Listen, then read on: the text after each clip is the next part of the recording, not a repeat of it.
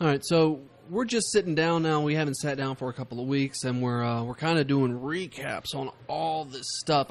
I want to recap on what you've been doing. You had a Wesleyan town hall. Yes. And we released that last week. Yeah, a week before. Week before last.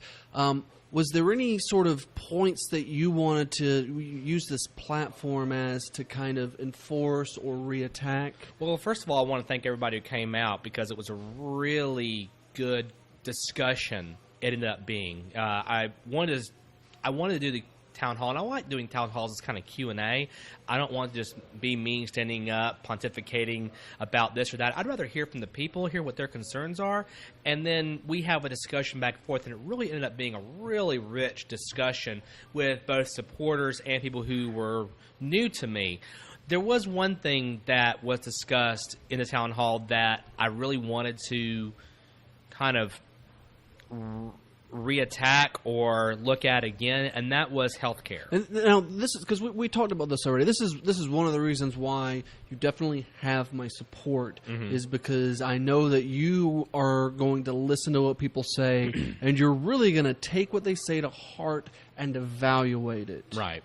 And one of the major points I've had since early on is that my main desire is to fix the ACA. Now, I don't think the ACA is completely broken. I just think it needs some fixes in order to be better because it has benefited 26 million Americans so far. However, it has led to premium increases and copay increases for many, and it has made it so that there are fewer insurers in some markets. So there are things that we need to fix. However, one of the things that one of the people brought up at the town hall was that she did not feel, she is a nurse, she did not feel that the ACA was really worth saving, that we really need to push for a single-payer option. And I said, well, I'm all for single-payer. If I had my druthers, I would prefer to have a single-payer. But if the ACA is still there and the ACA is still available, let's fix it. Well, Republicans are going to break the ACA. They're going to push through this monstrous AHCA, or they're going to abandon it altogether. Yeah. The Senate Republicans are going to create something, but they promised repeal and replace. And if they don't do that single thing, then they have nothing to bring back to their people. So they're going to do it no matter what, even if it's something worse. So I've kind of come around to fine.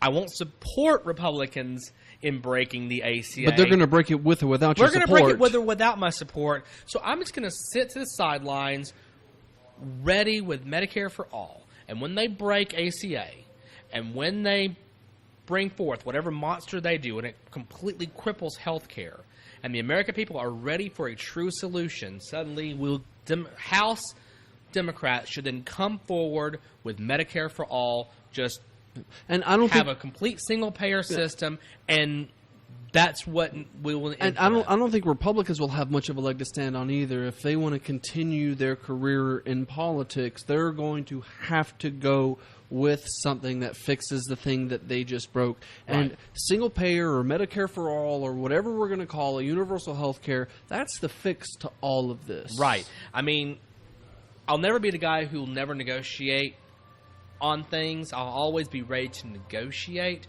but we've got to be ready to come forward with a bill, with a solution for this problem on day one, and we need to shoot for the moon. Stop coming forward with all these half measures because Republicans aren't. Republicans are going straight for what they want. The jugular. Straight for the jugular on the American people.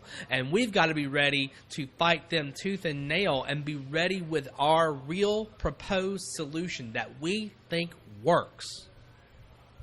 How can people reach out to you if they have questions, comments, concerns, things they want us to address here? Well, I'm on Twitter at Fred Swan.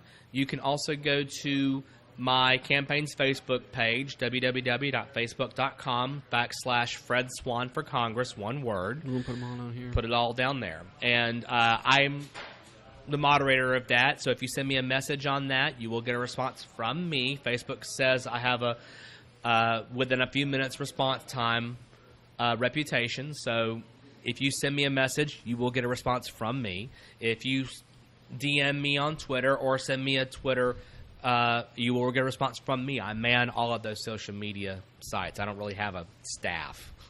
Well, I hope everybody had a wonderful Memorial Day weekend last weekend. It was your wife's birthday. Happy 36th birthday to my wife, Rebecca. Such a good husband. And we'll see you guys next time on Citizen State. Take care. This episode of Citizen State comes to you from Ampersand Guild Hall in downtown Macon. It's a place where artists can come together and experience their art, perform their arts in multiple ways. It's located at 503 5th Street. Ampersand Guild Hall defines art in many different ways, from visual art and music all the way to political podcasts. Including Citizen State.